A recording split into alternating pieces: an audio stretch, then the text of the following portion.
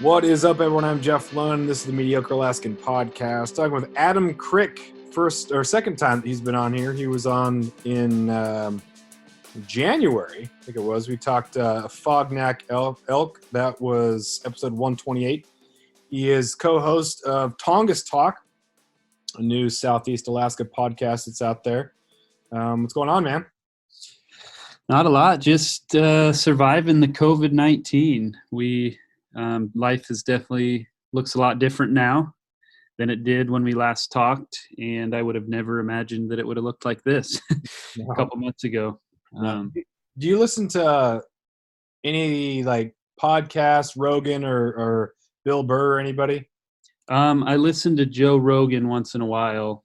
I like some of his stuff. Yeah, some of the stuff is really interesting. It's funny that a lot of the podcasts are about, if they're not outdoor podcasts, they're just about COVID and how there's nothing else to talk about. And so they feel like it's a waste of time almost because everybody's talking about it. Mm-hmm. So that's a huge part of our life up here, but it's not everything, which is nice. You can get that escape. You do the COVID trauma-informed education for kids, and then when you're done converting everything to Canvas or whatever you're doing, you have the evening to steelhead fish or look for bear or whatever. So that's nice to live here. Yeah, I mean, really, our life hasn't changed a ton as far as that goes. I mean, some of our evenings are still filled with walking or hiking or, going on the boat. You just can't go with friends, which will be changing soon, hopefully. But yeah, I mean, our life hasn't changed a whole lot in that way. Yeah. The nice thing about, I'm assuming the same, I've only been to Met. I haven't been to Met since I was in high school, I think as a junior in high school. Mm-hmm. It wasn't recreation. It was all for cross country. I'm not even sure if we stayed the night. But I'm assuming that you have some trailheads and you have some areas that you can go kind of off trails so that you don't have a large congregation of people if they all want to go on a hike after work. They're not all going to the same spot.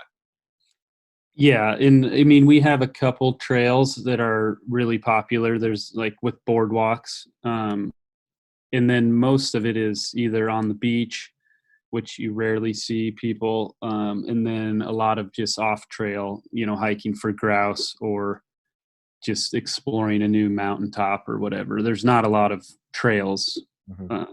So yeah, you can just park on the side of the road and start hiking up the hill and you're not going to see anybody. And so, I mean, that's nice for a lot of reasons. Yeah. Have you gotten into grouse hunting or hooter hunting? Yeah. I've been the last couple of years I've hunted them, gotten a few, haven't gotten any this year. I've only been out a couple times. First few times I didn't hear any, it was early. And then, the last couple times I heard some, couldn't get up on them before dark. And then this last week and a half, the weather's been rough. And so I haven't been out hiking for them.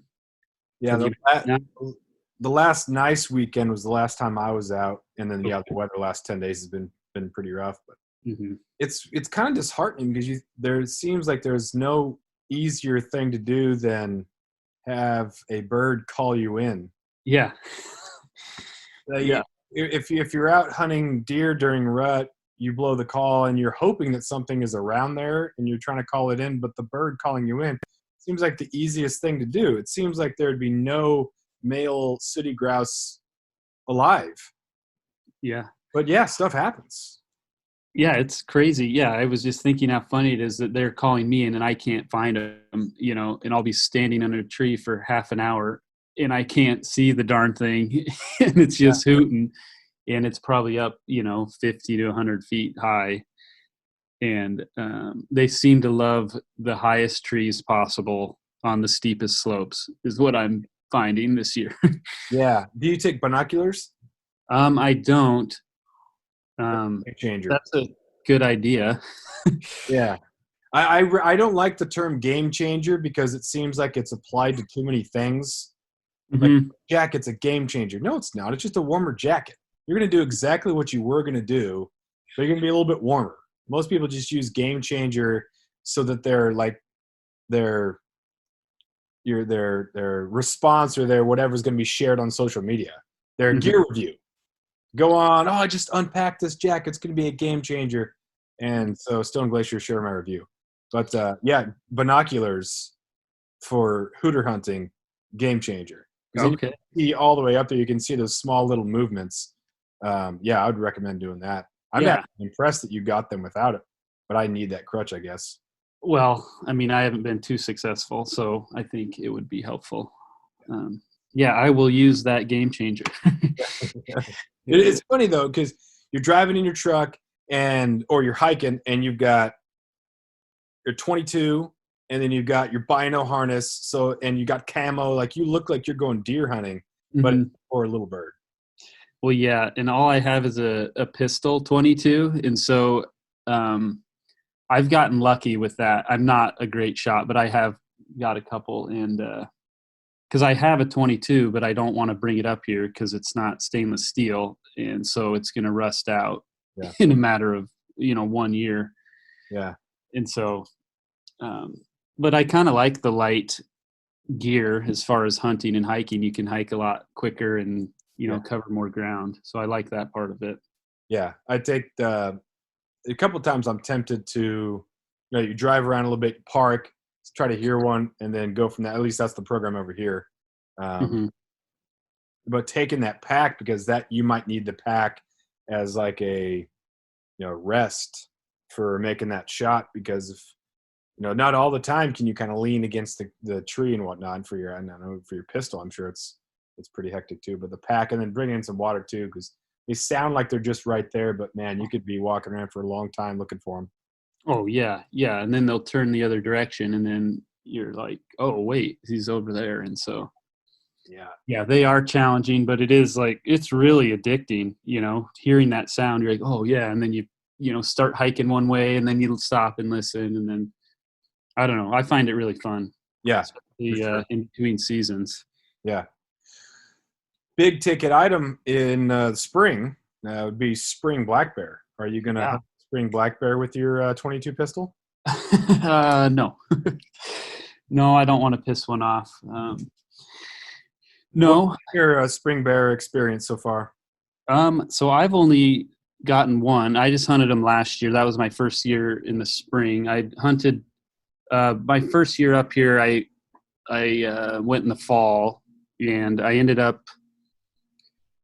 shooting one, and sad story, I actually lost it. We tracked it for a few hours up in the thick brush, and we could not find it. And it kind of soured me on it for a while, until it took me a couple years to kind of feel like I want to get one. And so that was in the fall, but last spring I went out quite a bit and I got one. And then my buddy who moved back to Wyoming, he also got one kind of in the same area, just a few weeks apart. So just gotten one so far. Yeah, that in the same way that if you make a bad shot on the deer, if you still get the deer but it suffered, you just feel terrible about it. You gut shot something like that, and losing a bear. I lost it for my first bear too, and it's just that you think you got a good shot on it, Hmm. and then you follow the blood, but then the fat and the fur just conspire against you, and then there's nothing, and you do those circles around the last little bit of blood, and you just, this is crazy. Where did this thing go?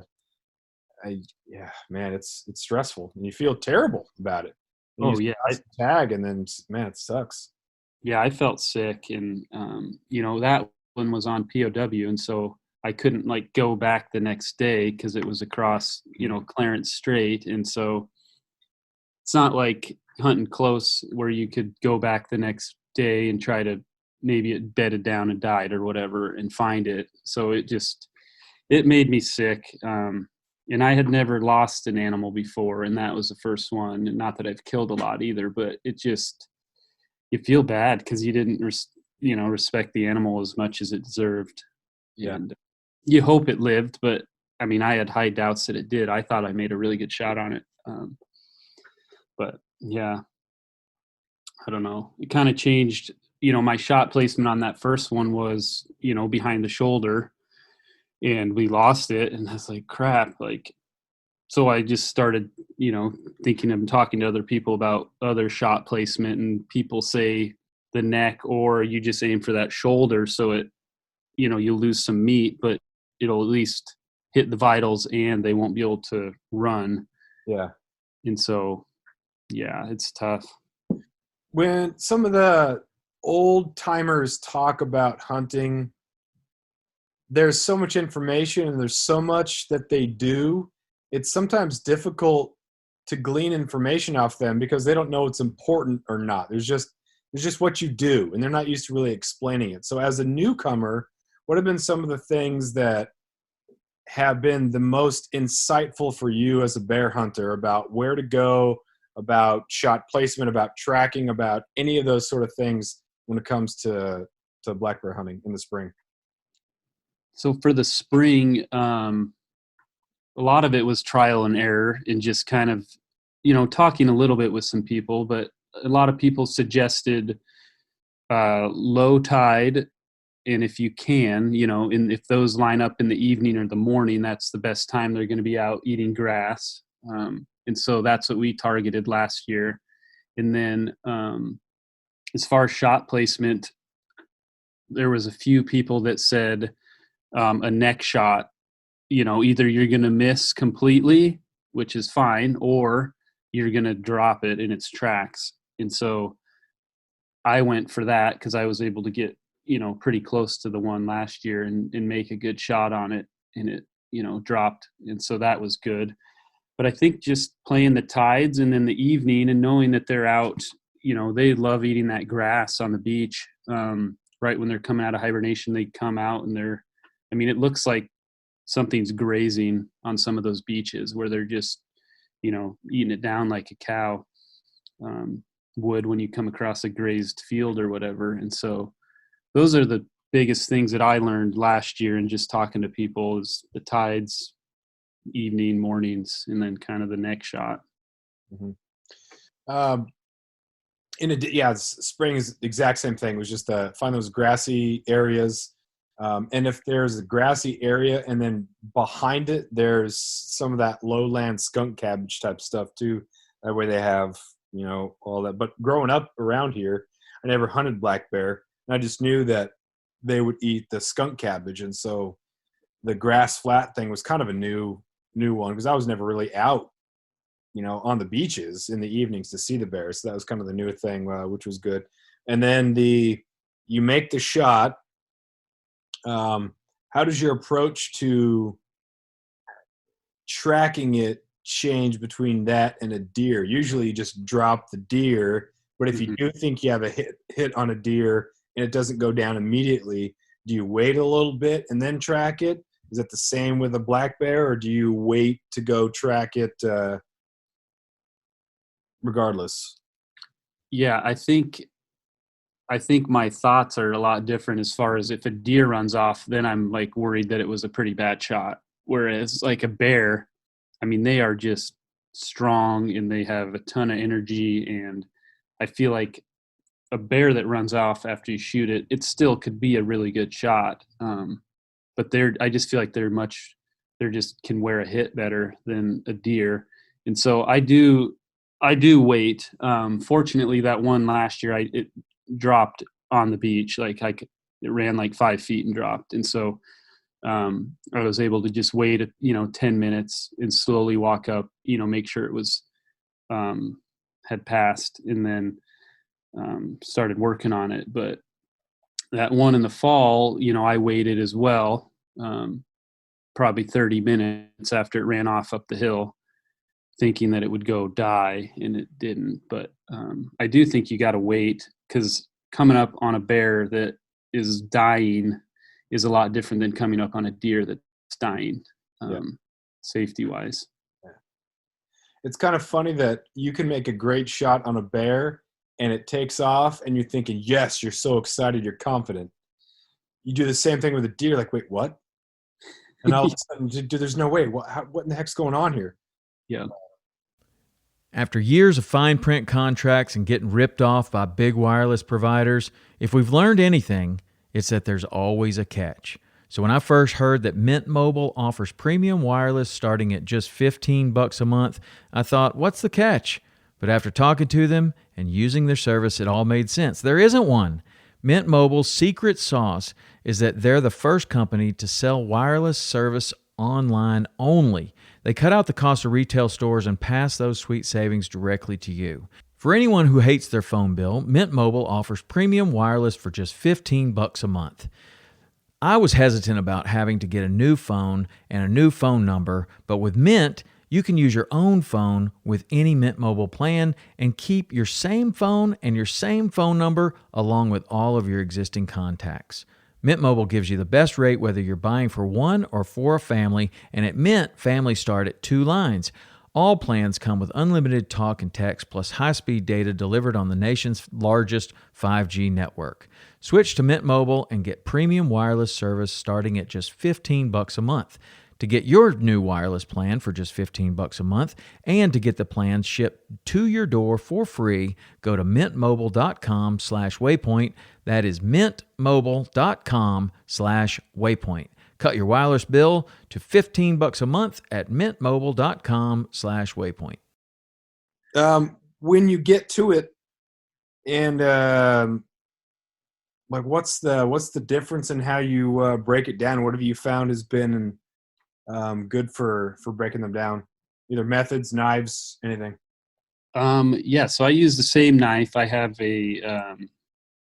it's an edge knife, and it just has those interchangeable razor blades because their hides are really tough or really thick, a lot thicker than a deer. And likely you're going to want to save the hide. And that was part of the hunt for me, was to have a really cool black bear hide that I could put on my wall and remember, Southeast Alaska, and remember this hunt with, one of my best friends. And so that was part of the trophy for me, was the hide. And so we just skin it the same way.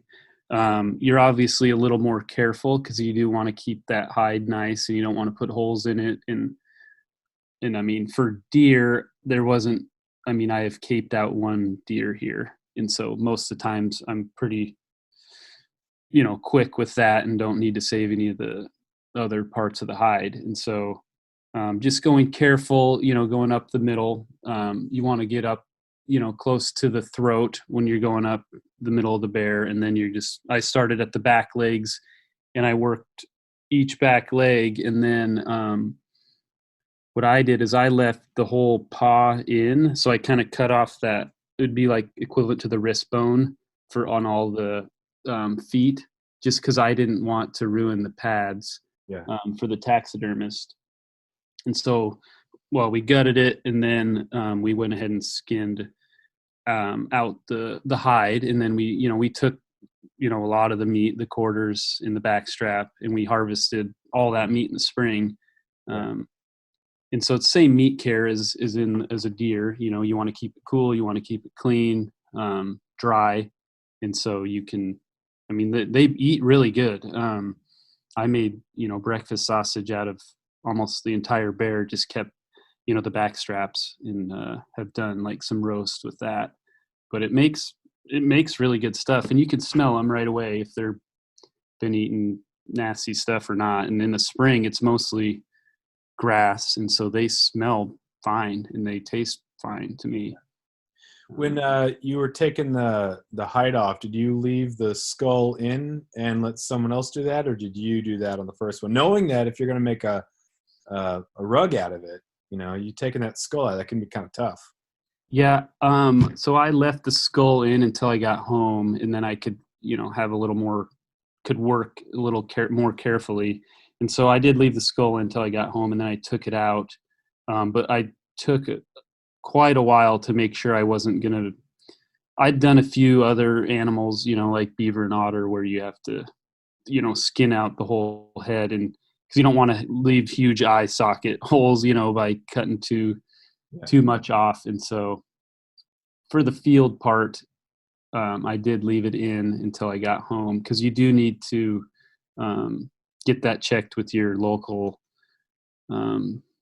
game person, whoever checks in all or seals all the skulls. And so you have to have that skull, and they take out a tooth and kind of take some measurements on it. Yeah. So I'd recommend, if you can, keep it in until you can get somewhere, because you do want to make that nice for the taxidermist. And I have had a friend who took the whole skull over, and they did that part of it, and then they just gave him back the skull. Yeah. The first one I did, I took it just so I could like watch how it's done first, rather than try to get like halfway through it and like, hey, can you fix my mistakes? Yeah. Like, okay, all right. It's so much different watching it in person, having someone explain it, than it is trying to like YouTube it beforehand or during. And so that was okay. Watch it, and then you do the second one. Okay, I'm kind of getting the hang of this here. But yeah, that's different. How big was the bear? He was probably. I mean, he was over 6, probably 6.5. But he was really old. He had a giant head. It was like, it almost was a Boone and Crockett. It was like 20.5 inches. Wow. But he had scars, and one of his front lower canine teeth was busted in half. He was missing a bunch of teeth. It was kind of a really cool bear, actually. I was kind of happy to harvest him, just because I feel like he was kind of the king for a little while, and then he kind of had passed his prime and was probably just getting his ass kicked most of the time during the breeding season. And so it was kind of I was happy to harvest him, just because I feel like he had a good life. I've felt a little bit different when it comes to bear, just because it's just a different. You go deer hunting. I've only gotten a deer, or only shot deer and bear, and so you don't really have. I don't have this wide variety of, oh, when I got the elk, it was this, and antelope was this, and moose, and so deer is very clear. You get a nice deer with a big body, and if it's got nice antlers, 4-on-4, you have that very objective kind of measurement of what's good. With the bear, it was just, well, there's a bear. Yeah. It doesn't have any points. The white patches in the chest are pretty cool, and some of those are crazy that they have like, it's like a perfect V, like they're wearing a Letterman vest. Yeah. Some of them look really big. But was there anything that you were looking forward to? Was just kind of like to shoot the first bear that looked kind of big? Was it, I want something that's huge, and I want a white patch, and I want scars, or did it just happen to go down that he was there and it happened to be a really cool bear? It was, we had seen some smaller ones, or like, the previous weeks or whatever. And this one seemed like a pretty nice one. And I didn't see a white patch. It didn't have a white patch either. And that was, my buddy got one with one, and I was like, oh, that's cool. But it was just a bonus if it had one. But I was just looking for, a bigger, more mature looking bear. And for me, aging bears and like figuring out if they're big is foreign. Like the first time we went to Prince of Wales, we saw 13 bears in a weekend, and every bear I was like, oh man, that one's huge. And then we'd actually see like a boar, and we're like, okay, that's a big bear. But I still don't have like a gauge on what a big bear is. I just haven't hunted them enough to really figure that out. Yeah. You read like, go ahead. They talk about the block head, the ears, the butt, to be able to identify it. But when you're looking at them, you can convince yourself, if you don't have a frame of reference, that, oh man, look how small the ears look. It must be a massive boar. Look how small the eyes look. Oh, thing must be huge. Or just the way it walks. Well, is that like an angry, badass, smaller bear, or is that the huge bear? Without the frame of reference, without points, man, it's just hard to tell. Yeah, it is. And then you without ever harvesting one, you're just like, cool. Like, and for me, it wasn't like, it was just a strange hunt, because we boated in, we saw it on the beach. I got dropped off, downwind of it, kind of snuck up and then harvested it. It wasn't like this, I'm hiking all day, I'm in the rain, I'm doing all these hard things, and then I finally get a deer. It was just like, okay, this felt like I didn't quite earn it in a way. And so for me, it was like, you walk up and you're like, that's a cool animal. I've never gotten a bear, but I felt like I didn't work hard for it in a sense. And so it did feel, I definitely wasn't nearly as proud of the bear as I was some of the deer or other animals. And so it's a strange feeling. Yeah. It's almost like the opposite, because you just drive around until you sit. It's very almost relaxed, hanging out in the boat, or you're just sitting on this grassland and something comes out and you shoot it. But at the same time, it's a nice feeling to still have that. I'm not looking for the huge one. I'm not sorting through, because once you get to that point where you can't appreciate something that's too small, then I don't know, you kind of lose some of it. Like, if I don't catch 5 steelhead, I'm not going to be excited. If I don't shoot a 4-point, then you're disappointed. To be able to have that, I'm happy for this bear. Mm-hmm. I'm happy with the experience. I'm happy with what I got. There's no disappointment. There's no shooter's remorse. I'm good to go with this. And I think sometimes with other animals that can happen. If it's not a 34-inch steelhead, then it's a little guy. Or if you shoot a forked horn, it's it was a meat buck. Like, you have to explain off why you shot that, or why you slummed it with a forky. And I don't know. I don't like it when I go down that road sometimes, where I'm not as happy as I should be holding a steelhead or taking a deer. Yeah, totally agree. And I hope I don't get to that point with deer or anything really. I definitely have not harvested enough animals to be like, I will only shoot a 3-point. And so, yeah, I do like that it is. I was very grateful for that animal. And they're gorgeous and they're really cool and they eat a lot of fawns. And so I felt like, hey, I'm going to help out the deer and, harvest a bear. And yeah, it worked out. I set up some game cameras near where I was, about 20 yards from just huge buck. And just being back in that same area, like, I could see all of it. I was like, oh my gosh, he was right there. Like, the heart got beating again. It's still cool to have that feeling.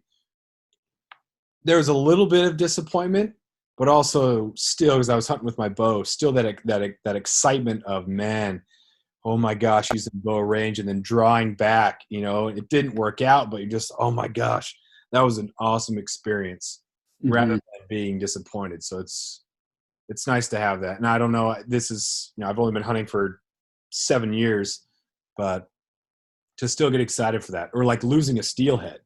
Yeah. To be able to just do that was sweet. I hooked up with one, and then it jumped, and then it ran, and then it got off, and you're just like, oh man, it's too bad. But still, that was cool. Because when you're steelhead fishing, that's kind of that first, when you're swinging through or whatever, then you just get that take, and oh man, then it's on. Mm-hmm.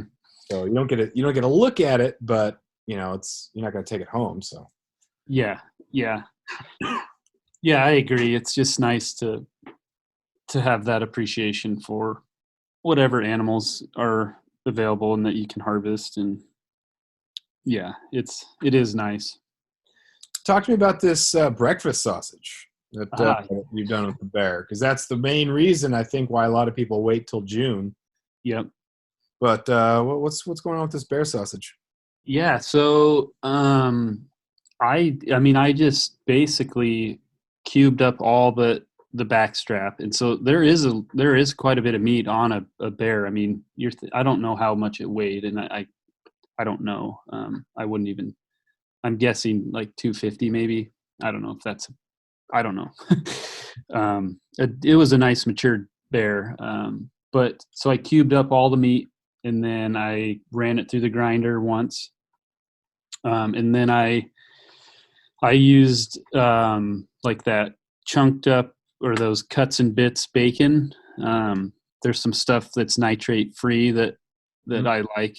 We try to eat pretty healthy in our house. And so then I threw in, I did a little heavier ratio than I normally would with like other animals, just because I had never had it. And you just hear like, oh, bear's gross. And there's no truth to that. It's just people get weirded out by eating bear. And there's like trichinosis and other things that might play into that. But so I was just a little nervous. And so I went probably like a pound of bacon, those cuts and pieces, to, like 3 or 4 pounds of bear, instead of, I usually do like 1 to 5 for other sausage with pork fat or whatever. And so I did bacon, and then I also did do some fat in there. And so then I just ground all of that up into, just all ground meat. And then I just packed that and froze it. And so we had a lot of breakfast sausage. I eat it almost every morning. And so I didn't use like a bought recipe for this one. But I would recommend doing that. We used a bought recipe for an elk that we got this year and some deer, and that turned out really good. But with the bacon, it really adds a lot of flavor, and it adds some fat to it, and so it keeps it really moist, and it fries up really nice. Just a disclaimer: you do need to thoroughly cook it, with trichinosis being a possibility. Is it Hempler's? Is that the brand of bacon that you get? I don't know what it is. I can't remember. It's like a really black label with red writing. I can just see it in my head. Yeah. But It's funny that, when you mention bacon, people are like, oh gosh, that's gross. I think the vision they get in their head is someone who's just, Diet Coke drinking, bacon eating, I eat whatever I want, bacon chapstick type person. But the nitrate-free bacon it looks real. Mm-hmm. I'll spend the extra $2 or $3 per pound because that stuff is so much better. Yeah, it really is. It tastes so much better, and it tastes like you're eating meat that has fat rather than your stereotypical gross bacon. Mm-hmm. So there is a subtle difference. So if you're talking about adding a lot of bacon to it, I think your bacon, huge difference. When I make my grouse poppers or any sort of popper, getting that Hempler's good bacon and baking it in the oven, it's just so much different. It's not that cheap nonsense stuff. Right. Yeah, I agree. You do get what you pay for, and it's just healthier. That stuff doesn't have hormones either. Yeah. And so you're eating you just have a completely organic bear with all this great meat, and then you throw in all these other unhealthy things. It's kind of like, well, what's the point of the organic meat in a way? There are some awesome summer sausage recipes that I did use, and there was some stuff in there that probably wasn't healthy, but it is cool to just, keep it as healthy as, the most it's organic. It's the best meat possible right now. Yeah. I think the biggest thing is just being aware of that. Some people get so caught up with the right diet that they end up resenting the diet because it's just a bunch of rules of things that they can't do or can't have. And then this diet sucks because I can't eat anything good. So I think just being aware of it, like, okay, I'm kind of slumming it today, but that's going to be kind of the exception to the rule. If you eat generally healthy the rest of the day or the rest of the week, then that's most of it. If you don't eat fast food and you don't drink soda, you're ahead of so many people. Oh yeah, you're just like being conscious of, hey, let's get some organic food here. Let's shave off some of the stuff. You can still crush a bag of chips and some guac, but not daily, right? Let's just keep tabs on that. And then your body adjusts to that, and your body's grease tolerance goes way down, and so you start to get these fries, man. I can't finish the fries because the body's like, hey, we're done with the grease. We're not. You don't have that gut bacteria that's craving it. Yeah. We try to eat like a Whole30. We did that one time about 4 years ago, and I lost 14 pounds, and I wasn't overweight at all, but you realize what you can lose. Yeah. And that was in 30 days. And then we have kind of shifted to that diet of just kind of meat and vegetables, and you do lose the sugar craving. Yeah. And then when you can harvest organic meat, it just makes it that much better. Yeah. And then you stop craving all that junk food, and it's just a really healthy way to go. Yeah. I remember when strawberries started tasting like sugar again. I didn't ever have a lot of candy, but when you would have something that was sweet, and in order your sweet tooth was like packs of Skittles or was Starburst, things like that. So when you get to the point where you can have a strawberry or raspberry, and like, oh, it's so good, it's so sweet. Like that's it. That's the old time candy. That's what it used to be, like the treat, to have the sweet from the fruits. And so when you can get your body to appreciate that again, man, that's winning. You don't have to have, a ton of Oreos. You don't have to go through the family size bag of Sour Patch Kids. It's that's nice. Feels good. It does, yeah, because then you can appreciate fruit. It has sugars, natural sugars, which is like a treat. Yeah. Yeah. I will say I do like a milkshake once in a while. Yeah. I also like on alpine hunts bringing Starburst, just as like you get some packed sugar, and you're not going to eat all of them at once. You get one thing, and I can make a pack last 2 hunts because it's just one individual thing. It's so much of a hassle to unwrap it and eat it. It's not just open the hand or open the mouth and pour it in there. Do you have like a sugar snack that you take that's like a treat for the hard work when you're hunting? Yeah. Well, I mean, not as much here, but like backpacking in the summers when it's, night or up to 4 or 5 nights, whatever, I will bring, and I share it with everybody, but like a giant bag of those sweetest fish. Oh yeah. Just hits the spot, and I'll just pull it out at night at camp, and we'll all just kind of sit around and eat that up. So yeah, I do eat a little crappier when I backpack because I feel like, it's okay. I'm hiking a lot and working hard, and it's kind of nice. Yeah. It's funny how that context changes. Like I won't stop by the store and look at the candy at all. But if I'm going hunting, yeah, it just like matches to have a Starburst while hunting, or those high chews are awesome too. Oh, they're good. I agree. But like at home, like no, not at all. Yeah. I kind of got on an ice cream kick a little bit at the beginning of this COVID thing, which is not sustainable. No. But it takes me a while to go through that. But yeah, for the most part, it's nice. It's just nice to eat healthy. Yeah, it is. So, have you ever eaten a bear? Like the bears that you've gotten, have you eaten them? I've tried to do bariso. Okay. I was a huge fan when I went to University of Arizona in Tucson. So there was a lot of great Mexican places, and I just love chorizo. I love it's greasy, it's fatty, it's so good for breakfast, and there were breakfast burritos. And so I tried a recipe for that. So I made it all into bariso. Some I did ground, and then tried to mix it in with some fat and substitute it wherever you'd have ground beef.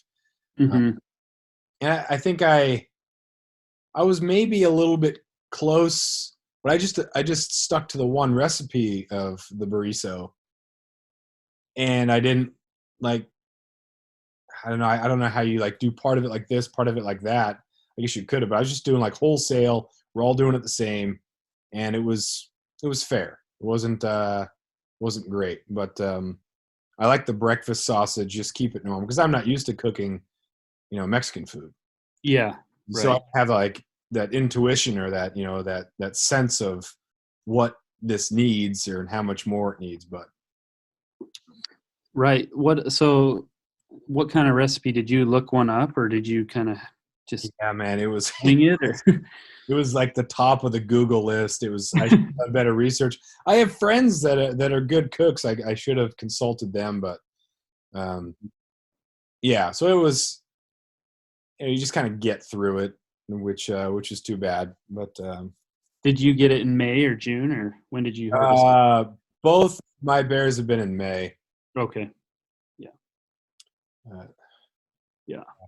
Were they big bears, or like? I mean, they were both, and the only way that the only frame of reference I have is the skull. If you get one above 20 inches, then that's a good bear. Both of mine, one was 19 and 14/16, and the other one was 15/16. And I was like 19 and 15/16. If you were like a guide, you would say that it's definitely over 20. But I guess if you have to be totally official if you're fishing game when you're sealing it. Yeah. But yeah, so I was just shy of 20, which, I don't really care. No one really cares. No. Everybody asked the question, well, how much did it weigh? Like the down south people.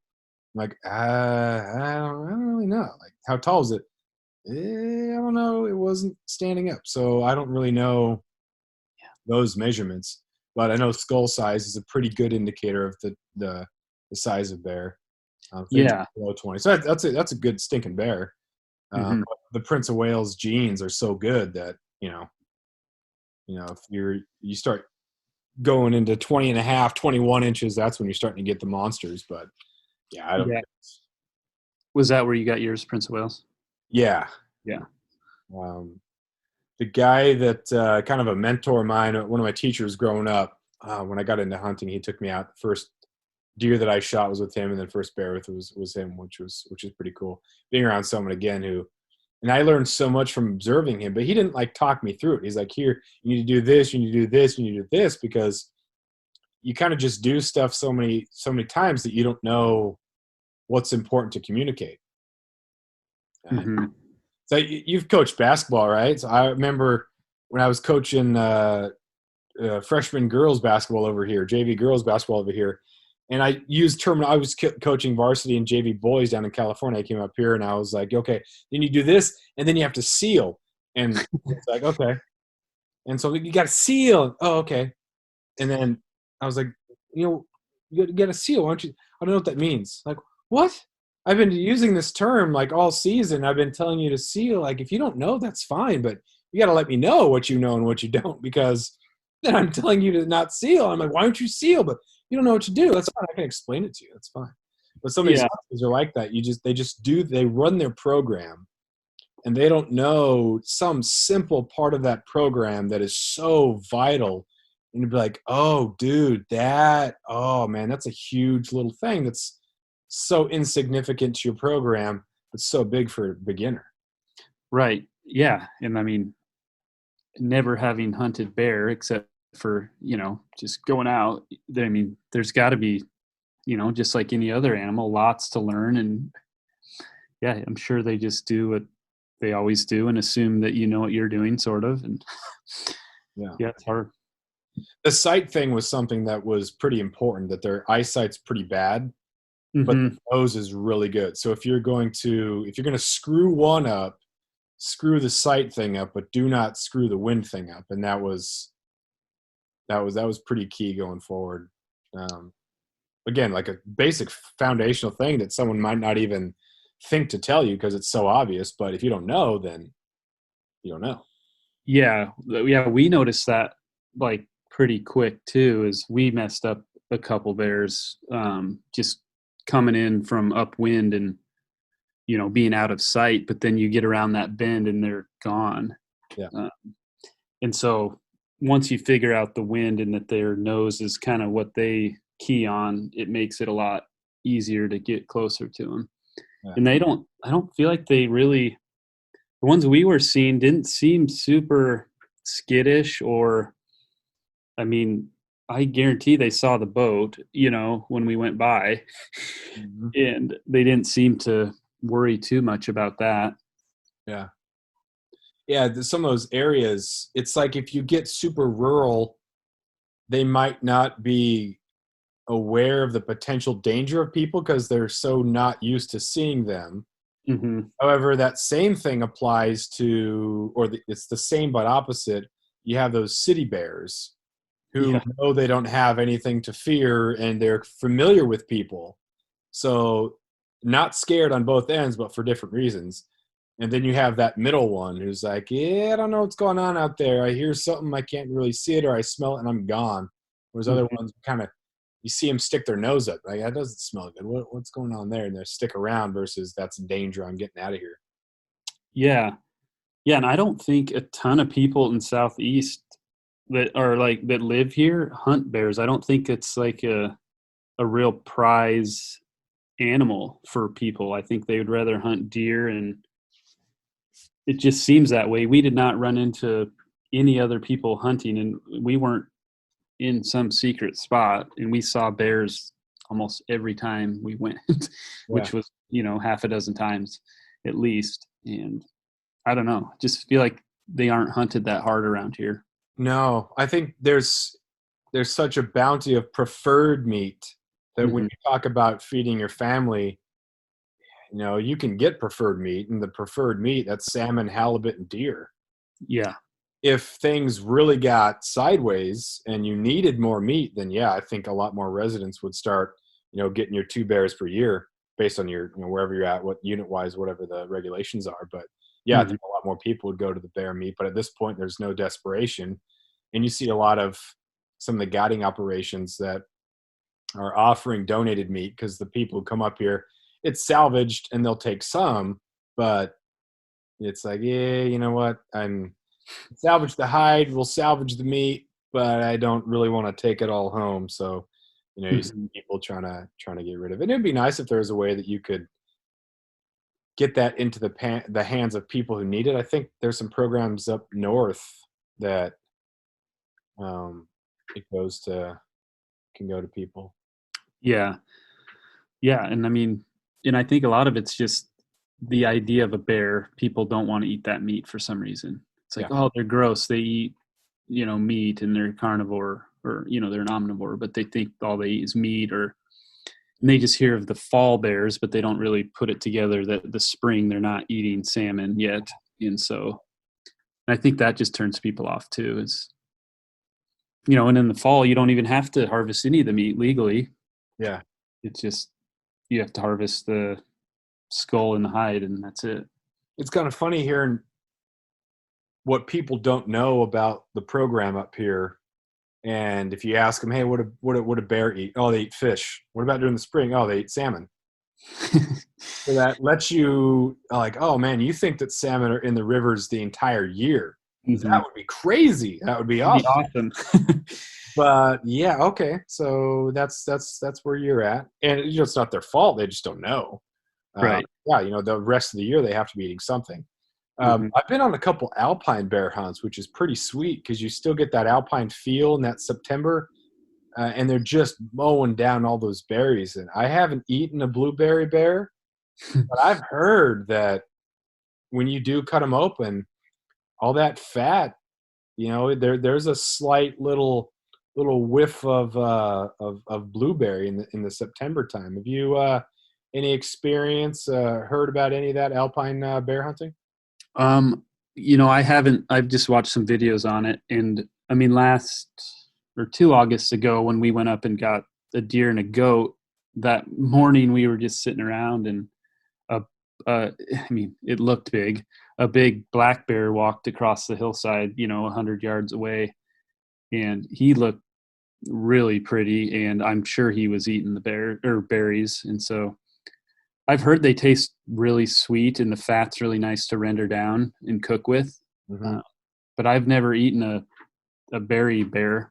Yeah, it's funny too that if you get in your brain that it's going to taste sweet, the fat's going to taste sweet, and the meat's going to taste sweet, it's got to be comparatively. There's no way that you're getting some sort of like wonderfully seasoned as if there's like blueberry syrup poured on it or anything like that. But yeah, it'd be interesting to see that. I went alpine bear hunting with a buddy of mine. He was taking his bow, and we're just up there on the mountain. Beautiful September days, and there were a couple guys who were up there too. And we said, hey, I kind of went over. I was like, hey, what's going on, guys? Just again, you see them, they're close enough, so let's communicate. So that way, we're not in each other's hair. And they said, Mhm. okay, we're going this way. And it's all right, great. We're gonna hunt this area. They said they're going over to that other mountain, and so um, they disappeared. And then we were glassing this bear, and we were just trying to plot the best way that he could get down to it. It was in this nice little bowl area. How Mhm. he could get down there, and he could get to it, and he could get set up with his bow. And then I see the guys that they were off on the left. They were said they were going behind us to the peak on the right. Now, I Yeah. still see them on the left, and they're about 20 yards away. They're close enough to say, hey, are you going after that bear, or like looking at it? They just walk past us, disappear on their way down, and then we hear a shot. I'm like, dude, they just came Oh, right in front of us jeez. and shot this bear. Like they didn't even. It was like I mean, this is not to say that it was because they were Coast Guard guys, but sometimes you have guys who are in the Coast Guard who come from a hunting culture that is a little bit different than here. Mm-hmm. So it could have been, hey man, I mean, and they had every right to it. It's just one of those unwritten things of, hey man, if you say that you're going to go to the right to this other peak, then it's probably safer if you do that. But if you come from a place like, I went hunting in California, and you have so many thousands of tags. And when I was hunting for antelope in Wyoming in last October, you have so many people with license that it's a first come first serve type thing. Mm-hmm. It's a little Western. So if you don't know any better, then you think that's how hunting goes, then that might be something that you do and assume that we didn't see it or that we didn't want it because we weren't going after it. But man, that's kind of frustrating. Yeah, and that is an unwritten rule everywhere, I feel like, is if you communicate with another hunter, then go to that area, safety-wise and just out of respect for your word and the animals. And that is really frustrating. Yeah. I ran into a guy hunting deer here, and it was a great experience. Like, we made eye contact. He made sure I saw him, and then he pointed where he was going to go, and I went the other way, and we never saw each other. Yeah. And that's how it should work. Yeah, exactly. I think by and large, most of the experiences are good because you don't necessarily have encounters. I think someone like, oh, I just heard a gunshot over there. Or I see, oh, they're taking their boat in there, so I'm going to go somewhere else. I think people just naturally do that sort of thing, and that's pretty cool to see that. That's part of ingrained in the culture here. And we're not so desperate for, we're not like a whole bunch of rats chasing after one scrap. Mm-hmm. So it's nice. Not that if you hunt in California, you're a rat, but that sort of, I'm entitled to it. It's public land and I can do it. I have the right to do this. Like, you can respect other people's spots, but yeah. Well, you got anything else, man? Any closers?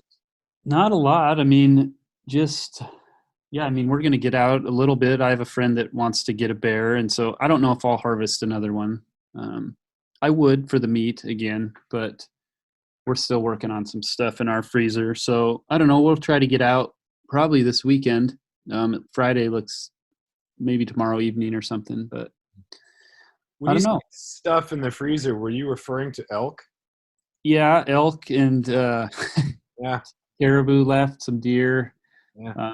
We had a really, really fortunate year with animals. So I like the way you undersold that. You made it sound like you have some pizza rolls and dino bites in there, some stuff. Yeah, no pizza bites or pizza rolls. No. But I mean, I would just say, like, to people that have never hunted bears, this is a great, try it. And the meat is good in the spring, and it's worth salvaging, and it's worth at least grinding up and, using it. But yeah. Where can give a little pitch for the podcast here? Where can people find the podcast? That halibut one was great. Was that your 4th episode? Yeah, that was. We're starting to get on. We're on iPhone or Apple Podcast, and I think we're starting to get on to Android, that platform. But we're on Instagram at Tongass Talk as well, so you can find us there. And one of our co-host's wife is taking over the social media aspect because none of us have great followings, and so hopefully that will help us a little bit. But that's kind of where we're at. Excellent. All right, man. Thanks again for being on here, and good luck this weekend if you're heading out. Yeah, appreciate it. Are you getting out? I'm gonna anchor up with a buddy and try to get a halibut or two. Nice. Yeah, they're coming about now. It's a good time. So, starting to be. Yeah, we'll see. But I think a black bear. I want to get out and just kind of go through the process. I'm not totally sold on it, but I definitely want to get out and I want to find some bears, look for them, and just kind of see how that makes me feel and see if I want Yeah. to but that. Just having that meat around, man, it's just so nice to not have to go to the store and buy beef. Yeah. Yeah, it is really nice. Cool, man. Well, thanks again. Appreciate it. Yeah, thanks, Jeff.